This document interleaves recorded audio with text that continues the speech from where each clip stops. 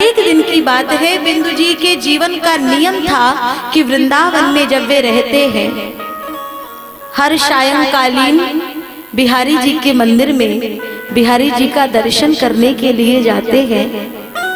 और जब वो दर्शन करने के लिए जाते थे ना, तो पूरे दिन भर के बीच में एक ना एक कोई पद बिहारी जी को सुनाने के लिए लिखते थे। अपने मनोभाव अपनी कलम के माध्यम से उतार करके, और जब बिहारी जी के मंदिर प्रांगण में जाए तो बिहारी जी को देखते हुए बड़े प्रेम से गाते थे, बड़े प्रेम से सुनाते थे। लेकिन एक दिन की बात घटना घटी। अचानक महाराज बिंदु जी को बहुत ठंड दे करके बहुत भीषण बुखार आ गया, ज्वर ने घेर लिया। प्यारे, जो रोज बिहारी जी को पद सुनाते हो, जो रोज बिहारी जी का दर्शन करने जाते हो, आज कम से कम 5 दिनों से वो बिहारी जी के मंदिर में नहीं जा पाए। उसी समय उनके एक शिष्य ने देखा कि कोई एक वैद्य है, उनकी औषधि से बड़े बड़े रोग ठीक हो जाते हैं, तो गुरुदेव के उपचार के लिए उनको लेकर के आए।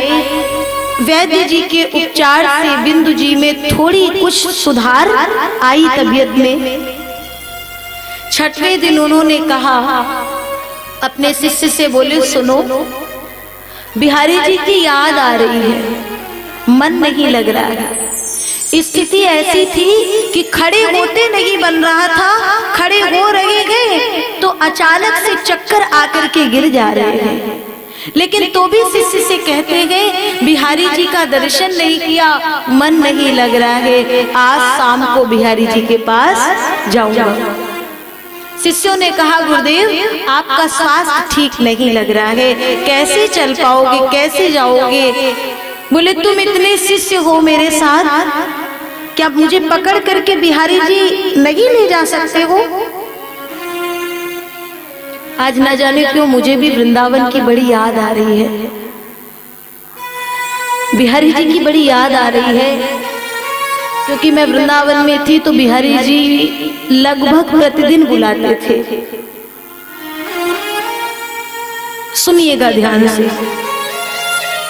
बिंदु जी ने शिष्य से कहा, सुनो, अलमारी में एक पुरानी, बहुत पुरानी चादर पड़ी है, जरा ले आओ।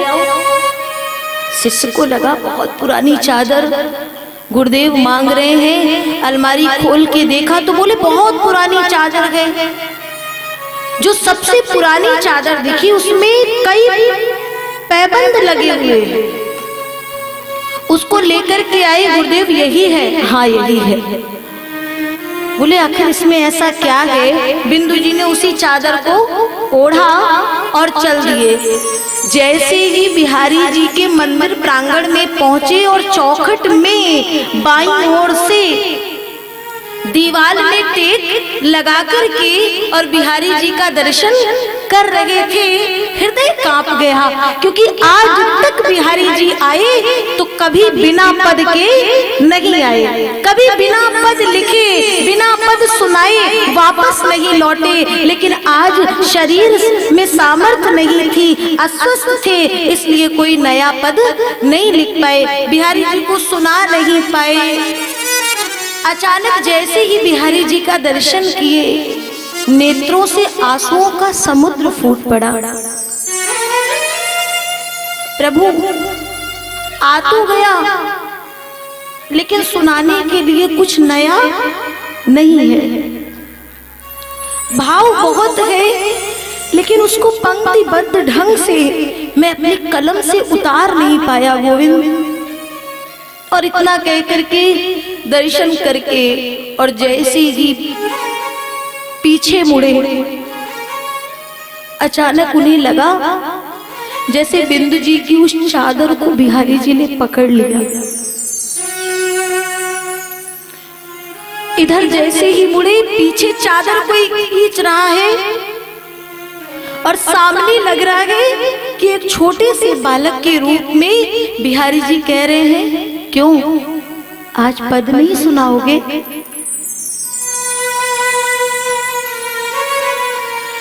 बिंदु जी के नेत्रों से ऐसा समुद्र फूट रहा है, झरझर आंसुओं की धार। मन में आ रहा है इस दृश्य को किसी और ने देखा या नहीं देखा पता नहीं, लेकिन जब पीछे मुड़कर के देखे ना तो उनकी चादर बिहारी जी की चौखट में कहीं अटक गई थी, मानो बिहारी जी ने उन्हें पीछे खींचा।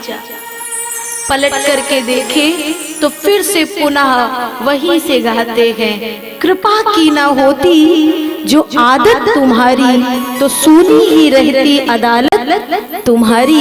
जो दीनों के दिल में जगह तुम न पाते तो किस दिल में होती प्रभु हिफाजत तुम्हारी।